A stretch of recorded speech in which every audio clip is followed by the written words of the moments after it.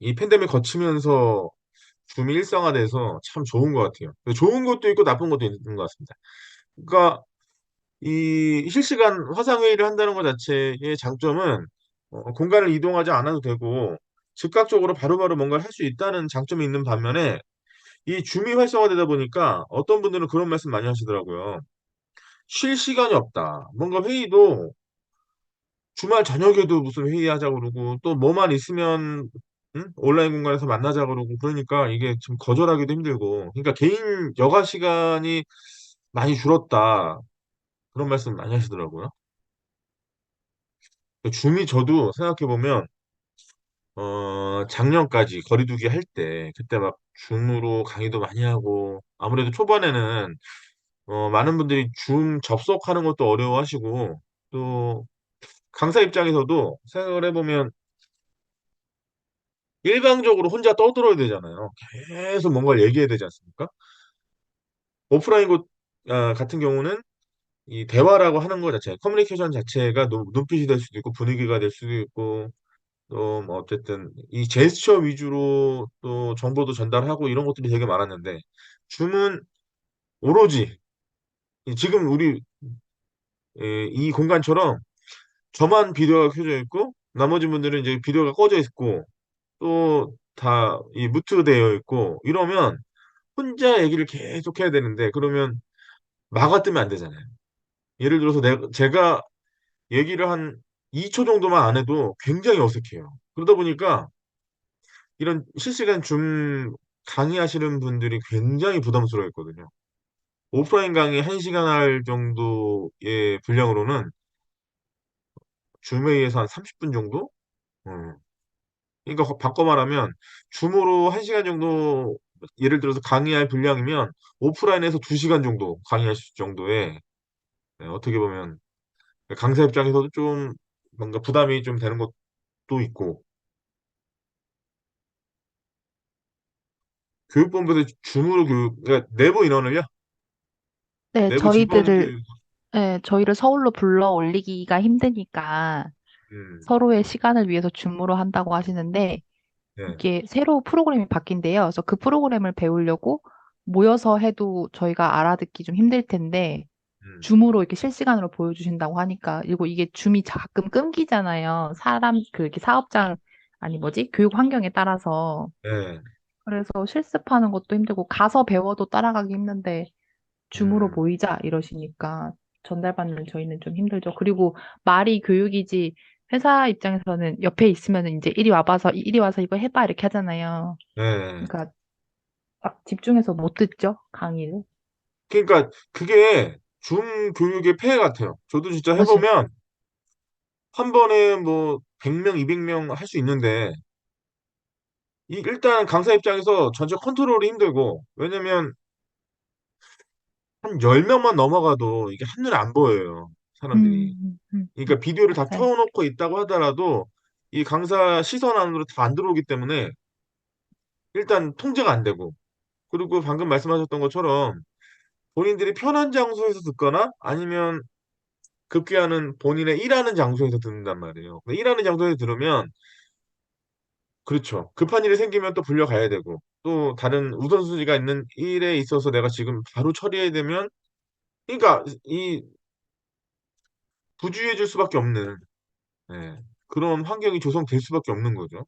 또 그것도 단점이기도 하고 음, 아까 말씀드렸던 것처럼 이 강사 입장에서는 전반적인 사람들이 다 컨트롤이 안 되다 보니까 이게 소위 말하는 이 강의에 있어서 장악력이 없다 그럴까? 음.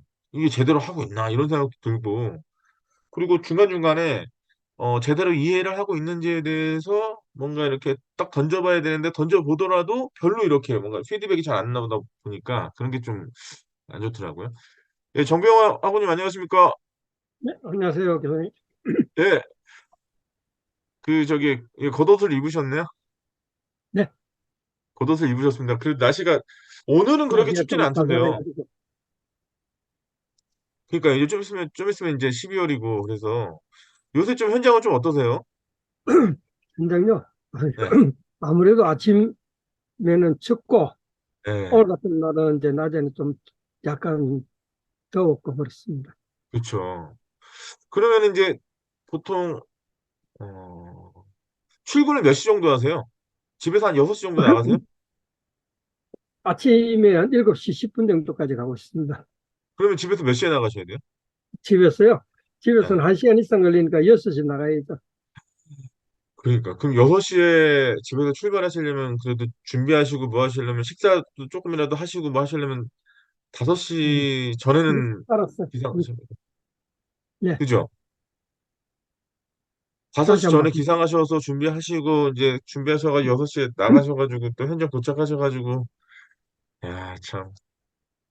그러니까 지난번에 제가 똑같은 질문 드렸는데요. 제 주변에 현장에서 오랜 시간 하다가 그게 너무 좀 어쨌든 힘들다. 그러니까 주 5일이 안 되고 격주로 쉬는 것도 좀 그렇고 좀 일이 너무 고되다. 그래서 이제 본사로 발령 나거나 이직하는 분들이 되게 많은데 일정 시간이 딱 지나고 나면 다시 현장에 가고 싶다는 거예요. 이 현장에 무슨 어떤 이점이 있어서 그럴까 막 생각해 봤는데 본인도 물어보니까 아무래도 현장 일이 좀 고되긴 한데 이 그 어쨌든 공기가 거의 끝나갈 때쯤에 성취감도 있고 또 안전 관리하는 데 있어서 잘 안 따라줄 때는 좀 많이 좀 스트레스 받고 하지만 또 나름의 사람들하고 관계 형성해 가면서 뭔가 이렇게 쫙 일어나갈 때 그런 재미도 있고 또 본사나 이런 데서는 너무 일상이 정제되어 있는데 현장 가면 또 예측하지 못하는 그런 일들이 막 발생하면서 그런 게 좀, 좀 역동적이라 그럴까? 그런 게 좀 재밌다고 그러더라고요. 본인 성격들하고 잘 맞는다고. 그렇죠. 이제 뭐 성격 나름인데 이제 네. 본사는 본사 나름대로의 또 뭐 뭐 생활하는 스타일이 있고 어, 현장은 현장 나름대로 또 스타일이 있는데 네, 조금 아무래도 이제 본사는 높은 사람들 많이 있으니까 조금 이제 부자연스러운 부분이 있겠지만은 현장에 가놓으면은 그래도 뭐 몇 명 안 되니까 네, 조금 움직일 수 있는 공간이라 여유 자체가 있다고 봐야 되겠죠. 네, 네, 네, 그렇죠. 제가 어저께 제 친구를 만나가지고 뭐 이런저런 얘기하다가 그 친구가 제가 올해 나이가 이제 내가 몇 살이야? 45인가 6인가 모르겠네. 하여튼 그 정도 되는 것 같아요. 언젠가부터 이렇게 나이를 잊고 살다 보니까. 근데 어제 저녁에 친구를 만나가지고 이런저런 얘기하다가 얼마 전에 그 뭐 킬러 문항 이래서 수능 네, 킬러 뭐 문화. 예, 편제를 바꾼다고 난리 난 적이 있었거든요. 그리고 네, 그거 관련해가지고 교육의 현실을 너무 모른다. 막 그렇게 해서 이렇게 좀 비판적인 논조를 하니까 이제 소위 말하는 스타 강사들 있잖아요. 수능의 스타 강사들 이런 사람들 네. 뭐 세무조사 들어가고 막 이런 적이 있었어요. 그 중에 한 친구가 제 친구거든요. 그 세무조사를 맞은 스타 강사. 그 친구가 의학전문대학원 그 응시하는 대상자들 상대로 이제 오랜 시간 동안 메가스터디라는 데에서 이제 강의를 했어요. 근데 작년 말에 2022년 12월부로 은퇴했다고 그러더라고요. 그래서 야, 너 대단하다. 어떻게 은퇴? 야, 벌써 은퇴를 했냐? 근데 진짜 딱 들어보니까 참 뭐랄까 한편으론 반성이 좀 되기도 하고 왜 그런 생각이 들었냐면 99년도부터 자기는 학원 강사 일을 시작하면서 한 번도 휴가 가본 적이 없고 하루도 쉬어본 적이 없대요. 맨날 강의만 했다는 거예요. 그러니까 뭐 돈도 많이 벌고 뭐 이렇게 했지만 나는 좀 서글펐던 게 그 친구가 딱 그러는 거예요. 야, 너 이거 잘 알다시피 제가 그랬거든요. 야, 씨 40대 중반에 소위 말하는 은퇴를 했어. 대단하다. 야, 씨. 자산은 자산도 꽤 많이 모았더라고요.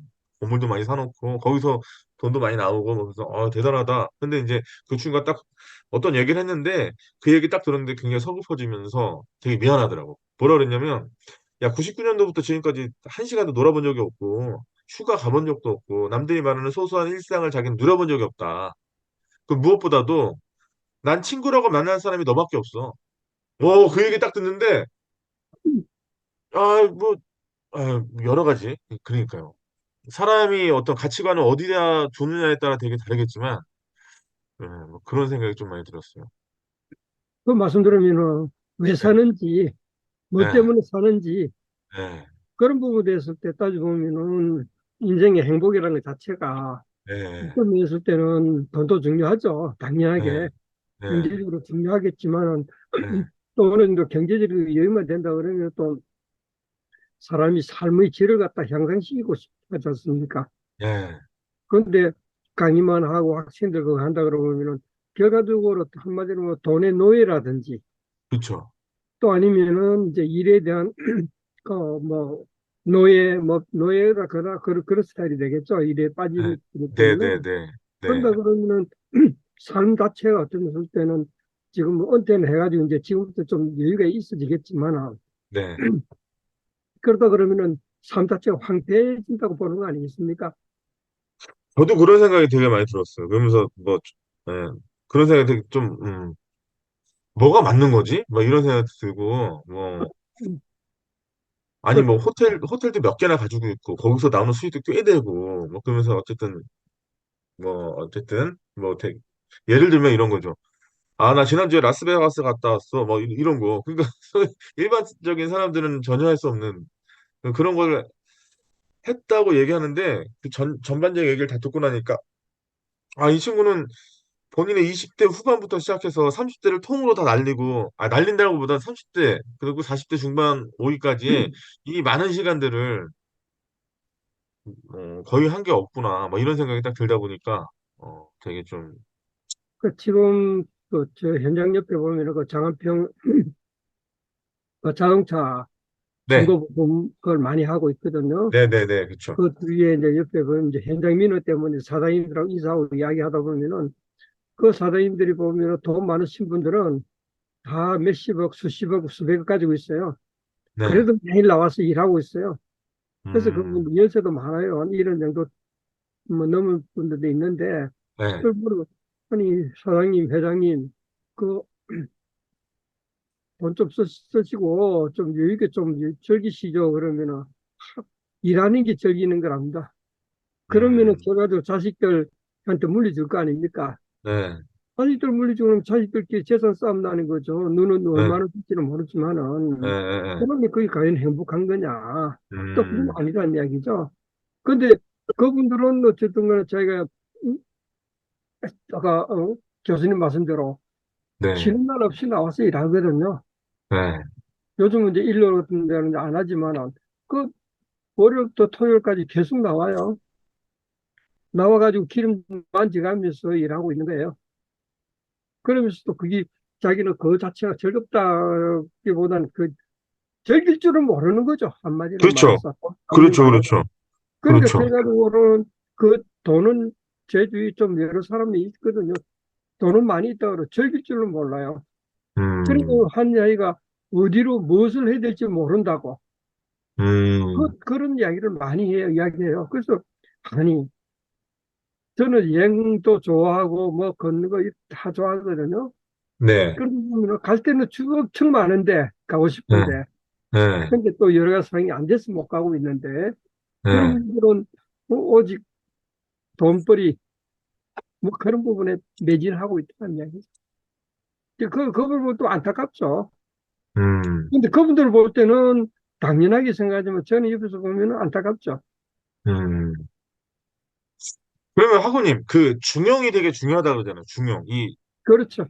한쪽으로 치우치지 않게 다. 근데 이게 사실 생각해보면 우리가 직업을 가진다는 것도 나름의 내 경제적인 자립을 확실하게 하기 위해서 우리가 직업을 갖는 것이고 또 저는 개인적으로 그렇거든요. 제가 공부를 하고 뭔가 계속적으로 어떤 성취하려고 노력을 하는 그 근본적인 이유는 내 시간당 단가를 높이기 위해서 내 가치를. 그러니까 단 예를 들어 내가 어디 가서 강의를 했는데 한 시간 강의하는데 1,000만 원을 받을 수 있다. 그럼 난 한 달에 한 시간만 일하면 되지 않습니까? 어쨌든 그렇죠. 그러면 그거 갖고 한 달을 살 수 있으니까. 그러니까 그래 이 어떤 생활의 밀도 내가 하고 싶은 일을 어떤 사람들의 어떤 간섭이나 이런 거에 휘둘리지 않고 내가 올곧이 내가 원하는 거를 그대로 실현하기 위해서 이렇게 하는 건데 이렇게 하다 보면 아까 말씀하셨던 것처럼 어떤 분은 나름의 어떤 그 과정을 거쳐가지고 많은 어떤 자산을 이뤘어요. 이제 그러면 그걸 가지고 그동안 본인이 하지 못한 어떤 생활들을 하면 되는데, 어, 제3자적 관점에서 보면 그분들은 그런 일에 있어서 또 자산에 있어서 종속되는 것 같아, 생활이. 그렇, 거기에 계속 종속돼서 이렇게. 근데 이제 저도 제 주변에 제가 얼마 전에 만난 친구도 마찬가지고, 어, 그 부분에 대해서 얘기를 해주면 그렇게 하지 말고 뭔가, 근데 사실 본인이 여태까지 이게 습관화돼서 오랜 시간 동안 그렇게 그냥 그게 맞다고 생각하고 계속, 그리고 또 그 과정을 거치면서 본인의 자산이 증식되는, 어떻게 보면 성과를 이뤘잖아요. 그러니까 본인이 그게 맞다고 생각하고 이러다 보니까 어느 순간부터는 대화가 안 되더라고요. 네, 맞습니다. 예. 그러니까 말씀대로 그런 분들하고 대화하다 보면 딱, 본인 자체가 딱 그 이야기로 주장하기 때문에 그 이상은 말을 안 하는 게 나아요. 아, 그렇습니까? 그러고 맞아버려야지. 괜히 맞상대하다가는 말다툼만 하고 서로 감정만 나빠지는 거죠. 그래서 오늘 말씀, 그러니까 오늘 제가 되게 재밌는 경험을 한 게요. 제가 지난주 금요일 날 제가 졸업한 대학원에 박사 모임이 있었어요. 근데 어쨌든 그 모임이 끝나고 나서 어 저랑 친한 선배 중에 지금 김앤장 법률사무소에서 전문위원으로 계신 선배가 있어서 그 선배하고 자주 이렇게 만나는데, 그 선배가 금요일 날 딱 그러는 거예요. 야, 최 박사, 뭐 먹고 싶어? 야, 너 요번에 이거 준비하는데 좀 많이 했으니까 내가 맛있는 거 사줄게. 근데 그 선배하고 뭐 여러 가지 다 많이 먹어봤는데, 그 김앤장 법률사무소 가지고 광화문 세종문화회관 뒤편, 물론 굉장히 많죠. 근데 그 선배가 있는 사무실이 세종문화회관 바로 뒤편에 있는 건물이어가지고 여러 가지 다 많이 먹어봤는데, 그 9,000원짜리 내장탕 같이 먹었을 때 그게 너무 맛있었거든요. 저는 개인적으로. 선배, 내장탕 먹으러 가고 싶은데. 딱 그랬더니, 야, 그러면 월요일날 뭐해? 월요일날 낮에는 시간 뭐 괜찮은데요? 그랬더니, 야, 그러면 월요일날 와라. 그래서 제가 오늘 갔어요. 근데 거기가, 어, 갑자기 생각이 안 나네. 그 가게 이름이 무슨 순댓국인데? 순댓국하고 내장탕 파는 데예요. 근데 11시 반에 오픈하는데 11시부터 가서 줄을 서야 된다는 거예요. 그냥 가서는 못 들어간다는 거예요. 그래서 제가 이제 11시에 그 선배네 건물에 차를 대놓고 줄을 서기 시작했는데, 진짜 제가 11시 한 5분 정도에 갔는데도 줄이 막 엄청 서 있는 거예요. 그 선배가 회의 끝나고 11시 반쯤에 온다 그래서 뭐 어쨌든 줄 서 있으면 11시 반 되면 이제 그 선배와 같이 들어가면 되겠다 싶어서 줄을 이렇게 서고 있는데, 그 옆에 가게들도 되게 많고 줄이 몇 줄이 이렇게 있어서 어떤 분한테 여기가 요 순댓국집 줄인가요? 딱 물어봤는데 알고 보니까 그분이 우리나라 사람이 아니었던 거예요. 음, 근데 그러니까 저기 뭐야, 말레이시아 사람인데 미국에서 이제 카지노에서 이제 이게 대화를 하는데요. 카지노에서 자기가 저기 슈퍼바이저라 그러더라고요. 그러면서 자산이 얼마고 그 얘기를 계속 하는 거예요. 그러면서 자기 아들은 뭐 치과 의사인데 뭐 여자친구도 한국 사람이고 자기 휴가를 지금 5주 휴가를 내서 갔다는 거예요. 음, 5주나 휴가를 내냐? 그랬더니 자기는 5주 휴가를 내가지고 2주는 지금 비엔남 가서 2주 놀고 다시 여기 한국 와가지고 3주 동안 체류하고 그 광화문에 있는 포시즌 호텔에 지금 묵고 있다. 그러면서 어제 저녁에도 여기 와가지고 코카콜라에다가 순댓국을 먹었는데 너무 맛있다. 코카콜라에 순대가 맛있다고? 이런 얘기하는데 그분 얘기 들어보니까 미국에서 치과 의사 덴티스트가 그렇게 돈 많이 버는지 몰랐어요. 그 아들이 29인데 일단 연봉도 엄청 세고 그 여자친구도 치과 의사고, 그러면 막 그런 얘기를 막 하더라고요. 근데 그분 딱 보고 있다, 대화를 이제 딱 나누다 보니까 조금 있다가 아들이 왔어요. 와가지고 인사하고 또 얘기하는데 그 친구도 자기 삶에 되게 만족해하고 있고, 그러니까 아버지는 카지노에서 슈퍼바이저인데 거의 보면 바이스 프레젠트, 그러니까 부사장 정도 되는, 5주나 휴가를 오고 아들은 3주 휴가 왔다는 거예요. 그래서 여자친구랑 1주는 그러니까 베트남에서 놀고 2주는 한국에 체류하고 이제 이렇게 이제 내일 간다. 뭐 그런 얘기 막 하는데, 그걸 딱 보면서 되게 어색하잖아요. 우리나라 뭐 5주씩 이렇게 뭐 또 시간 내에 3주씩 휴가 간다는 거는 모르겠어요. 저는 제 주변에는 그런 사람은 없어서. 근데 옆에서 딱 보고 있는데 일단은 그 사람은 외국인이고, 음, 뭐 본인이 그렇다고 하니까 제가 그 사람이 진짜 뭐 카지노에서 부사장인지 얘가 진짜 저 뭐냐, 치과 의사인지 돈을 진짜 그렇게 많이 버는지 알 수는 없지만, 그걸 딱 보면서 그런 생각이 들었어요.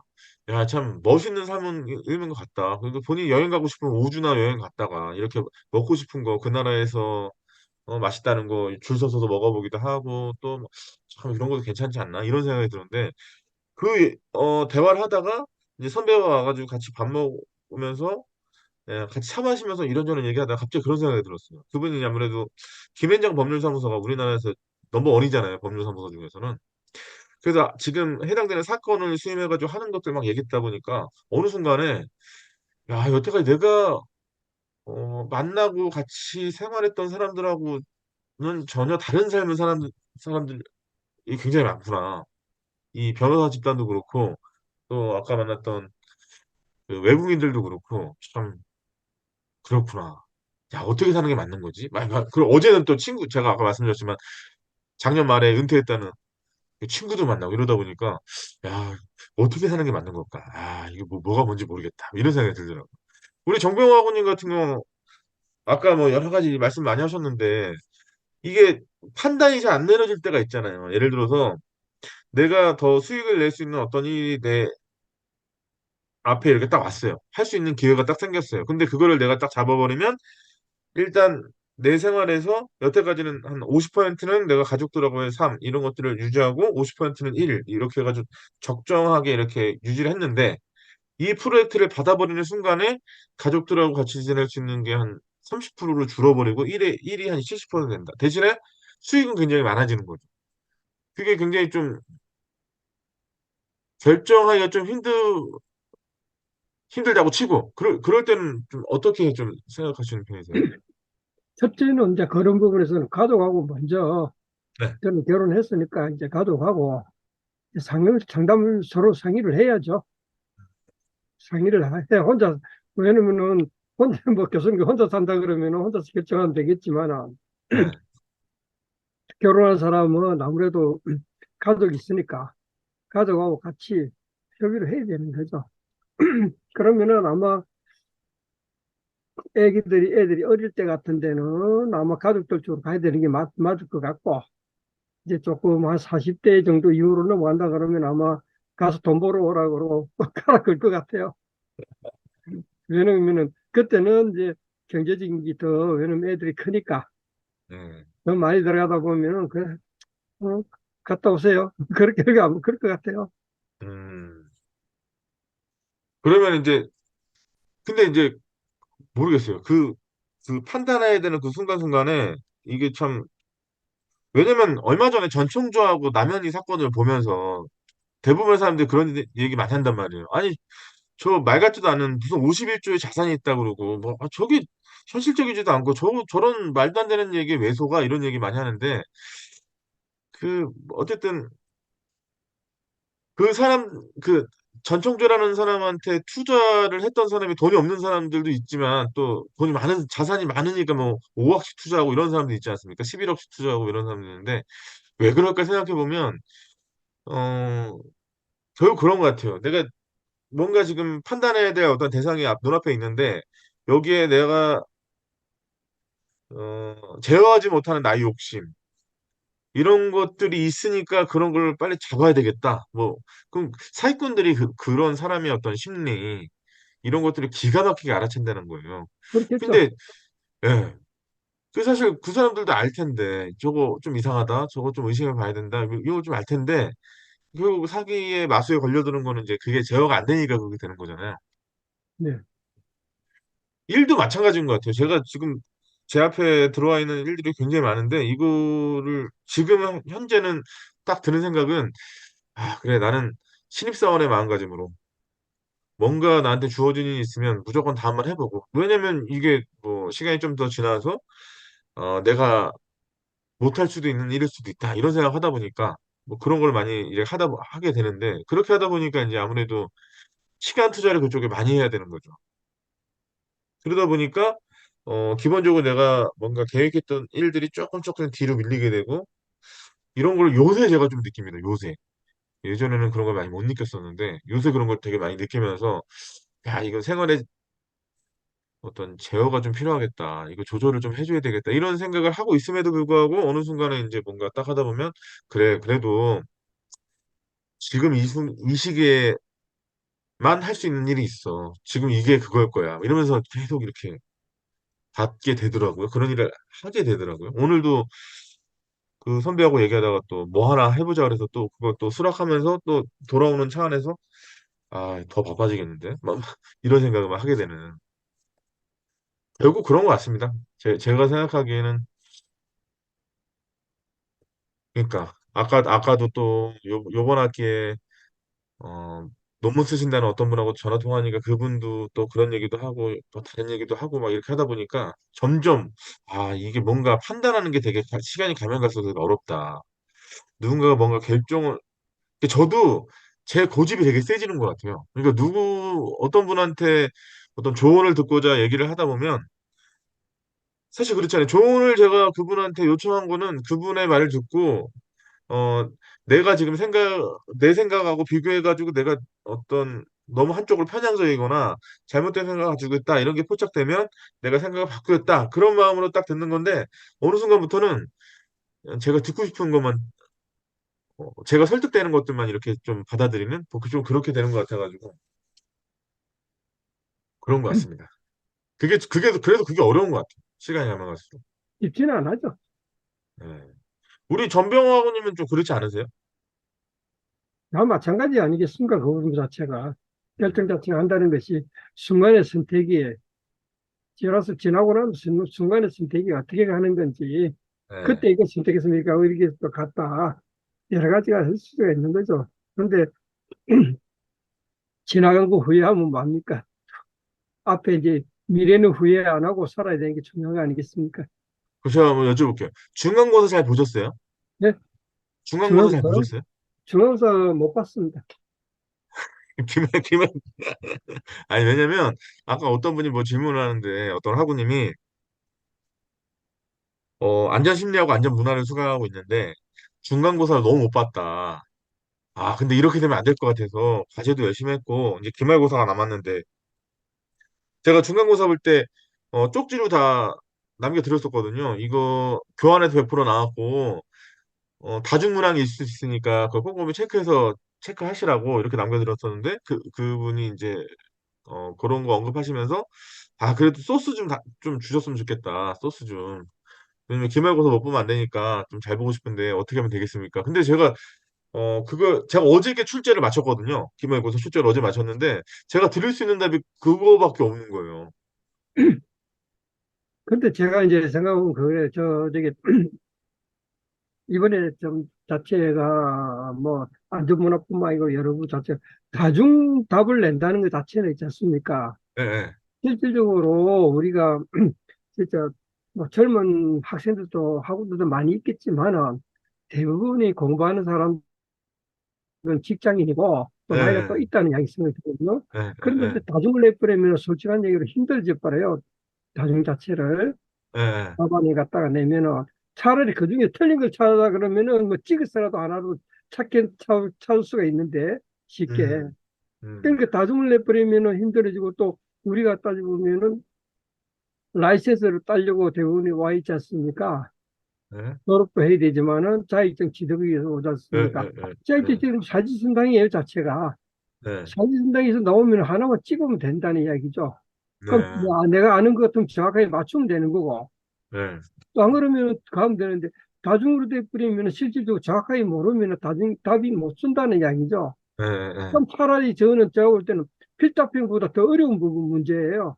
음, 필답편 같으면 쓰면은 그래도 그 어느 정도 내서 키워드 적고 내용이 대중에 적어서라도 갈 수가 있는데 나중에 1, 2, 3, 4에서 틀리다 OX 답변이 나올 뻔했면은 실질적으로 문제 찍기가 더 어렵다는 이야기죠. 정확하게 모르면 답을 못 쓰면 무조건 틀릴 수밖에 없는 입장이죠. 근데 저번에 뭐 다른 쪽에 이제 교수님은 변별력 때문에 그렇다. 변별력이 어떤 방법이든 간에 해 나갈 수 있는 방법이 있고 그런데 학생들한테 저 볼 때는 너무 그거는 가혹한 음, 시험 문제다. 저는 개별적으로 그렇게 생각합니다. 음, 뭐제 개인 생각이지 그런데 네, 저는 그 부분 자체는 다중형을 낸다는 것 자체보다 차라리 그러면은 이 문제를 좀 꼬아내더라도 어떤 것을 또 그래 된다 그러면은 그 부분에서 또 찍든지 정확하게 알면 잡을 쓸 수가 있는데 이거 음, 다중도니까 이게 이거 같기도 하고 아니 진짜 우리가 시간이 남아가지고 공부하는 건 아니거든 대부분이 실시간에 쫓겨가면서 공부하고 있다는 이야기죠. 그러니까 네, 너무 그 부분 쓸 때는 우리 학생들한테 스트레스 많이 주는 문제야, 음, 그 부분은. 그건 조금, 저는 제가 근의로 하고 싶다는 부분 같으면은 그런 네, 부분도 조금, 안 내줬으면 딱 차라리 한 두 개 정도 같으면 골라라 그러면 갈 수 있는 어떻게 세 개짜리 있고 네 개짜리도 나오는데 아 음, 이거는 솔직한 얘기 욕 나오는 거야 속으로는. 음, 그렇지 않습니까? 왜냐면 아마 그렇게 문제 낸다 그러면 제가 문제 딱 거꾸로 내가지고 교수님하고 푸시면 교수님도 좀 헷갈려요. 그렇지 않습니까? 네, 그런 그렇죠. 부분에서는 좀 지양을 좀 해주셨으면 싶다. 그런 말씀 드리고 싶어요. 네, 네, 네, 네. 예. 그렇죠. 아, 이게 참 이게 왜냐면 또, 어, 지난번에 또 교수회의를 딱 하는데, 어떤 과목이, 어떤 과목이 평균이 90점이 넘은 거예요. 학생들 평균. 그래서, 아니, 평균이 90점, 어떻게 90점이 넘을 수 있냐? 그랬더니 학생들 항의가 많은 게, 자기는 진도도, 뭐야, 저기, 뭐 출석도 한 번도 늦은 적이 없고, 시험도 다 90점 이렇게 맞고 했는데, 어떻게 A 플러스가 안 나오냐? 근데 그럴 수밖에 없는 게, 기본적인 평균 점수가 너무나 높아버리니까 거기서 한 문제만 딱 틀려버려도 확 내려가는 거죠, 이게. 그렇죠. 아, 그래서 이제 우리 좀 얘기했던 게, 그래도 90점은 이거 평균 점수가 90점이라는 건 말도 안 되고, 그래도 한 C 정도, C 제로 정도 나올 수 있게 평균이. 그래야 변별력이 되지 않겠냐. 그래서 음, 회의를 하다 보니까, 그래, 평균 점수 한 70에서 75점 정도가 딱 적당한 것 같다. 그런데 우리가 또 이제 애로사항이 그런 거예요. 시험을 다 온라인으로 보다 보니까 오프라인 같으면은 우리가 시험 감독도 하면서 딱 보면 딱 되는데 이제 온라인 하다 보니까 또 어떻게 보면 오픈북이잖아요. 책 옆에 펴놓고 같이 보는 거잖아요. 그러니까 이게 참, 예, 뭐 여러 가지 애로사항이 있더라고요. 그래서 또 교수님들하고 얘기하는 게, 야, 그러면은 기본적으로 75점에서 80점? 70에서 75점? 요 정도 나오게 하려면, 야, 다중문항 안 넣을 수가 없다, 이거. 뭐 그런 얘기가 좀 나오고 해서 또 요번에 또 우리가 회의 딴에서도 이렇게 하고 있었는데 또 학우님 말씀 들어보니까 또 그것도 또 그렇네요. 어렵습니다. 근데 제가 말씀드린 그거죠. 네, 그런데 어떤 그 90점 정도 나온다는 것 자체는 좀 너무 문제를 갖다 평이하게 낸 거는 맞아요. 제가 볼 때. 네, 근데 조금만 저리 어렵게 낼 수 있는 부분 자체 아니면은 실질적으로 꼭 그 자지선다형이 아니더라도 필답형 정도 간로화 해가지고 네, 적어치워 정도도 따지면 가능하거든요. 그거는 이제 수작업으로 이제 그걸 해야 되겠죠. 안 그럼 요즘 것도 모르겠습니다. 수작업 안 하고 바로 또 컴퓨터로 정답이 나올 수도 있겠죠. 그런 것 같으면은 실제 어느 정도 변별력을 갖다가 조금 더 갖출 수 있지 않겠느냐. 차라리 음, 그랬는데 실질적으로 말씀드린 오픈북이라도 음, 시간 30분 가지고 오픈북 한다는 자체는요. 모르면 죽다 깨도 오픈북 못합니다. 적어도 어느 정도 공부한 학생 같으면 오픈북 같으면 어디 정도 찾을 수가 있는데 실제로 찾을 수 있는 문제는 한 문제, 두 문제 음, 시간 자체가. 그러면은 그런 것 자체의 그 오픈북이라는 게 너무 나오다 그건 아니라고 보거든요. 적어도 한, 한 두 문제 정도 뭐 어떻게 맞춘다 치더라도 세 문제, 네 문제 찾을 수가 없어요. 그러면은 실질적으로 90점 나온다는 그 부분은 내가 볼 때 그 조금 뭐 출제에서 조금 그 한 뭐 제가 뭐 이 표현을 못 하겠고 그러나 네, 일반적으로 그렇다면은요. 그 예전에 그 학생들 우리가 말하면은 상위에서 몇 프로에는 진짜 A뿔에 못 매달아요. 네, 그 외에는 A뿔에 뭐 안 매답니다. 그 외에는 솔직한 예의로 네, 졸업하고 자격증 딸 수만 있다 그러면 행복하다 그럴 겁니다. 음, 그런데 그 최상위에서 그 몇 명 때문에 실제로 다 그건 아니라고 저는 보거든요. 음, 네, 알겠습니다. 근데 벌써 그래서 뭐 출제는, 그 과제도 다음 내고 학기부터 좀 이렇게 적용해야 될 것 같고, 출제를 다 내버려가지고, 이번 학기는. 그러니까 이번에도 또 그런 식으로 낸다 그러면은 네, 솔직한 얘기로 상당히 저 뭡니까 부담감 많이 느낄 수밖에 없는 입장이죠. 아마 저 점수 그렇게 잘 나오진 않았을 거로 알고 있는데 제가 볼 때도 저는 근데, 저 지금 여기 4년째 하고 있는데, 제가 맡은 국가면 거의 75점 정도 나왔어요. 평균. 뭐 그 정도 가는데 어쨌든 뭐 저는 네, 뭐 솔직한 얘기로 잘 치지는 못했어요. 네. 그럼 뭐 그거 금액고사 잘 가지고 저는 그거 치시면, 가지고 뭐 아두바둥 뭐 그거 하고 싶은 생각도 없고 네, 네. 뭐 말씀대로 지금 나이가 있는데 그거 가지고 따지봐야 저한테 뭐 득되는 것도 없는 거고 그걸 할 필요도 없다고 그렇게 보는 거예요. 다만 했으니까 좀 더 열심히 한번 해보겠다 그 정도로 가지고 있는 거지 아니, 그 그렇죠. 부분 가지고 네, 이렇게 그거는 저는 아니라고 그래 보거든요. 네, 네, 네. 맞습니다. 네. 그러니까 참 여러 가지로 이게 일장일단이 있고 뭔가 이 상황 자체에 대해서 생각하고 또 하나만 생각하냐 이것도 생각하고 저런 것도 생각해야 되고 또 학사 일정도 맞춰야 되고 또 이게 이제 그 업로드해서 그 관련해 가지고 우리가 검표도 다시 검표랜다 뭐라 그러지?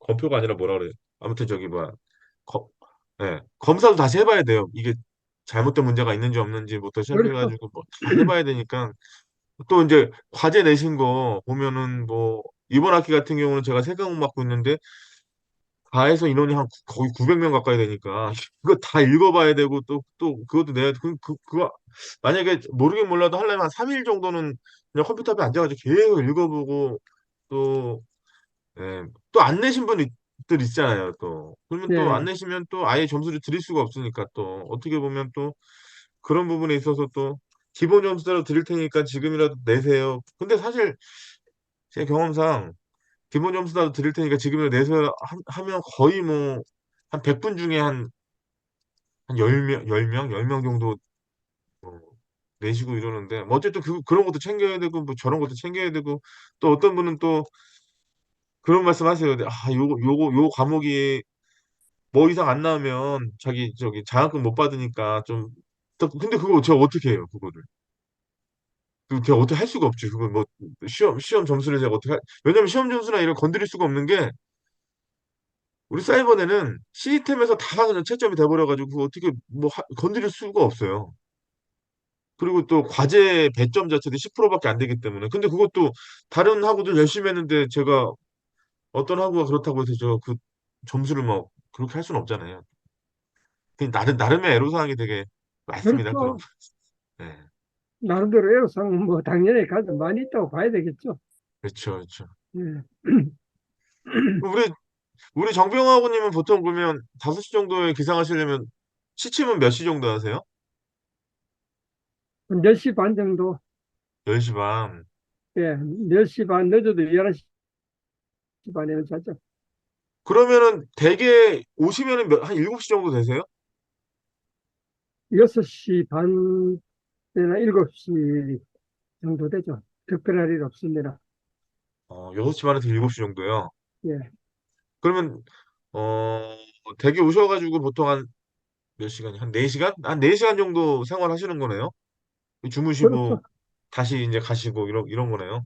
예, 생각해보면 그러니까 직장 생활 빼고요.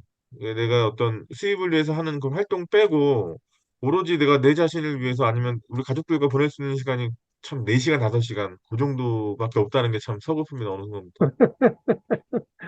이제는 뭐, 그, 큰 거의 구애 안 받습니다. 예? 나이가 있으니까 예. 큰 구애는 안 받습니다. 그런 부분 자체는.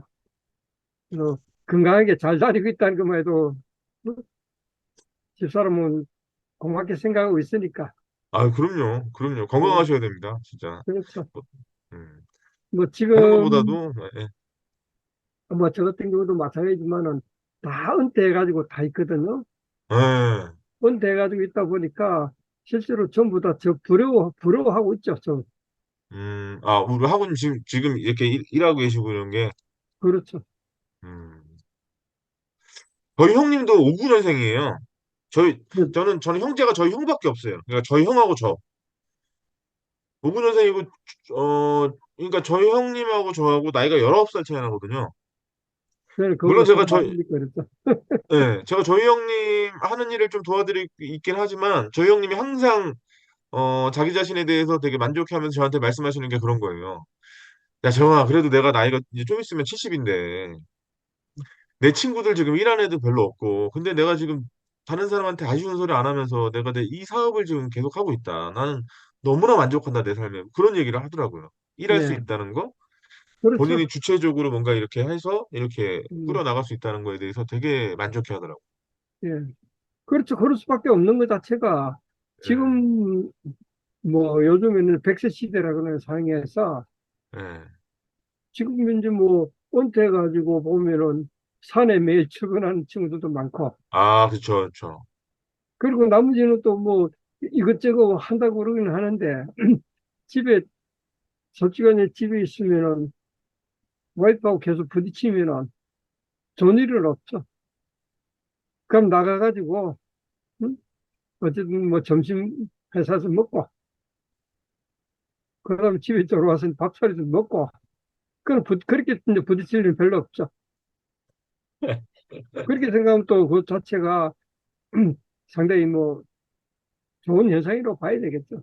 아, 그럼요, 그럼요. 아, 굉장히 멋지신 거죠, 정말. 예, 지난번에 어떤 사부님이 자격증 시험 본다 그러니까 이제 도움 드리겠다. 이런 것도 참 멋있죠, 그런 거. 예, 뭐, 아무튼. 그래서 그래서 제가 요즘 이제, 같은 경우는 예, 뭐 그 산업안전기사를 갖다가 젊은 친구들이 음, 제일 많이 도전한다 그러지 않습니까? 네네네네, 그렇죠. 그럼 요즘 아무튼, 본 네. 젊은 친구들 라이센스를 많이 따고 나와요. 근데 이제 이 안전관리라고 하는 게 뭐 이론보다도 실무 경험이 훨씬 중요하니까요. 우리 그 정병하고님 같이 산전수전, 공중전 무슨 다 겪으신 분들의 경험, 그 경험에 기반한 지혜 이런 것들을 나머지 이제 현장에 오시는 분들이 많이 잘 흡수해야 될 텐데, 그러는 게 진짜 안전관리지 그게. 그때 서류에 치이고 뭐에 치이다 보면은 그러니까요, 그러니까요. 솔직한 얘기로 현장에서 그렇게 오래 있을 시간이 그렇게 많지는 않아요. 예.